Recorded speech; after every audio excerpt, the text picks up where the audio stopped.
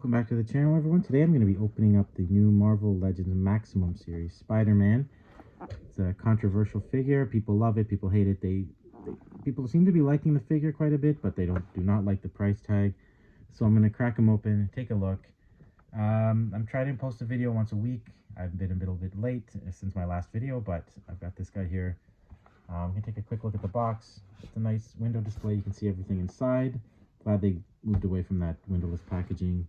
On the side, we've got a picture of the figure.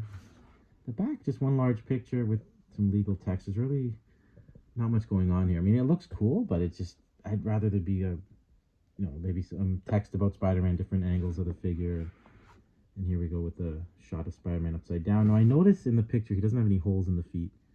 Which I don't know if they just cropped them out or cut them out in Photoshop or what's going on, but when I get him open, we'll take a look, because it's kind of odd that they wouldn't put holes in his feet, because that seems to be standard with action figures these days, and even going back 50 years. But anyway, let's get him open, we'll take a look. So here we are. Here's the tray. You can see everything in the tray. It's kind of cool. I mean, it's got, there are a lot of pieces here, but I don't know if that makes it worth double the price. You can take the back part of the tray out. It's got, how many sets of hands is that? 5 sets of hands, plus the ones he's wearing. So 6 sets of hands. It's got the stand here for the web effect. It's got the Parker head, the second Spider-Man head, which I can't tell what the difference is. It's supposed to have squinty eyes, but this one does not. I guess there's a thicker outline on the black on the eyes. And then we've got the Spider Sense. We've got 2 different types of webs, plus a web shield, and then 2 web strands over here. Pardon the junk in the background there. So I'm going to take him out of the tray and start doing some poses, and we'll see how he looks. So here's everything you get right out of the box. Spidey, you got all the hands, the webs, the little stand for the webs, the extra heads, the shield, Spidey Sense. Pretty cool. I mean, it's a nice assortment of stuff. It's just everything is like a little tiny piece, so it's not, you don't feel like you're getting anything massive, like a big chunk of something. So the piece count is nice. Anyways, let's take a look at it together. So here he is in all his glory. Take a look at the articulation.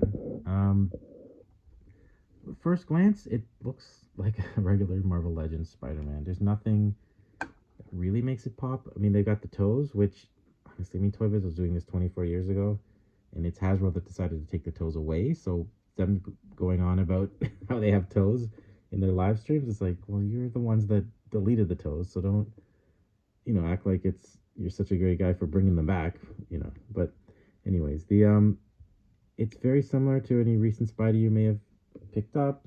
The neck is weird. It's got like the neck, the joint at the base and also at the top, which again reminds me of Toy Biz Spideys from back in the day. They had this type of neck. You can move the head up, which is kind of cool, but it looks odd because it kind of shifts backwards, so it doesn't look too good. The webs are painted on nicely. Sorry to jump to paint, but the webs do look nice. They're nice and small. And I know some of the other Spideys, I'll do a comparison later, but some of the other Spideys had larger web gaps in the web, so it looked a little bit more cartoony. This one it's nice. Looks kind of like a McFarlane drawing.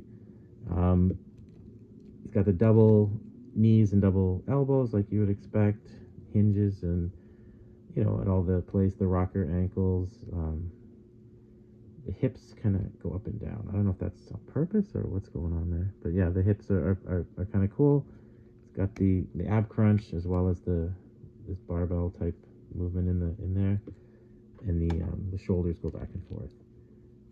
Everything seems to be pretty standard, kind of cool. He is pinless, which is great to see on a newer figure, because they seem to be releasing a lot of figures that still have the pins, which I don't really mind one way or another, but it is nicer to have them like this. Yeah, I don't know. I'm not blown away right out of the box, but let's try some of the accessories and we'll see. Maybe that changes my mind. I gotta say, these hands might be my favorite. The ones with the webs coming out. That's pretty cool. I like that idea. It also comes with the same hands, the thwip hands without the web. Came with fists that you saw when I took him out. Oh, sorry, these are gripping hands. And we got the fists. And we've got Parker hands, which is cool. But they don't have wrist articulation. So the hands do pop off at the wrist, but then if you want to put the Parker hands on, you pop it off here at the forearm. So it's kind of cool. Two ways to do it, but also I could see, more pieces to pop off, get lost. Let's take a look at some of the other pieces. Here he is in my attempt at like a wall crawling pose and showing off the little tiara that he comes with. It does kind of look a little bit silly if it's not on the right angle, and it falls off pretty easily, so it doesn't really clip on very well, but it's a cool accessory to have. Let's take a look at some more. Look at this web shot. It's kind of funny pose there, but yeah. It's kind of cool if you want to have it look like he's just shooting out a web blast, but I mean, it definitely does look suggestive as something else. I don't know if this is one of the best accessories in the box here. The shield is cool if you have a specific battle scenario. And this piece, for the life of me, I can't figure out if it's supposed to attach to something. Kind of looks like the end of it as a peg, but it doesn't really plug in anywhere. So I guess if you want to just have Spidey shooting it out and have it pressed up against an enemy, like he's catching them, I guess that's what it's for. It's not very useful. And finally, we got the Peter Parker pieces. The head is weird. It's just, I don't know if it's the eyes, the grin, there's something off about this head.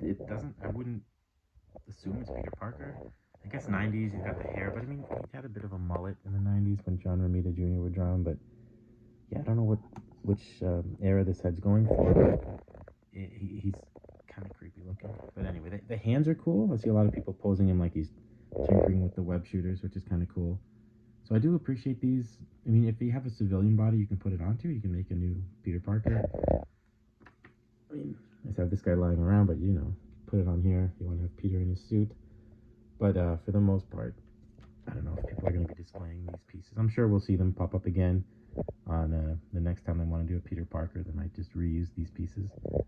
Yeah, and these are a pain to get off. Like, I feel like I'm going to rip the peg when I'm putting these on and off. So just be careful with your Parker. The wrists are fine. It's just, yeah, these forearms are not good.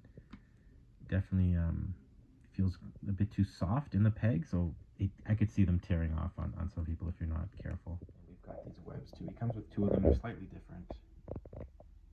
There's really no way to attach it to anything, so we just kind of have it tied on there. But I'm sure these things would kind of warp over time if you've got them used too much. It'd be cool if they were bendy. You have some bendy wires, but I mean, anyone who's collecting Toy Biz Marvel Legends back in the day kind of knows how to take those twist ties that were coated in clear plastic and make your own webs out of them. But yeah, for some official ones, it's neat to have some nice rubbery ones. This might be the pose I go with, kind of dangling, a classic Spidey pose. And finally, here is a comparison with a couple of recent Spider-Man. I must have 100 Spider-Man figures, but I just grabbed these two that were readily available, and they happen to be some of the newer ones. This one came out on the retro card wave a couple years back, in that wave that had Gwen Stacy, I believe. And then he still holds up. I'm really happy with him. But as you can see, like I was saying earlier, he does have the wider web lines, so the wider spaced web lines. So you can see there is, I think the new one looks a lot better with those webs. But if I was perfectly happy with this guy originally, so I don't think it's a bad figure at all. It still holds up. And then we've got the new Black Spidey from the Secret Wars wave, which I really like. It's sleek, it's cool. He's got the squinty, evil-looking eyes, which I really am a big fan of. Yeah, and they're both pinless, both of these ones. So I don't know. When it comes to the price increase on the Maximum, I don't think the pinless has anything to do with it. It's mainly the accessories, which again, I'm not a huge fan of some of them, but overall, it's kind of cool. So here you are with your Spideys.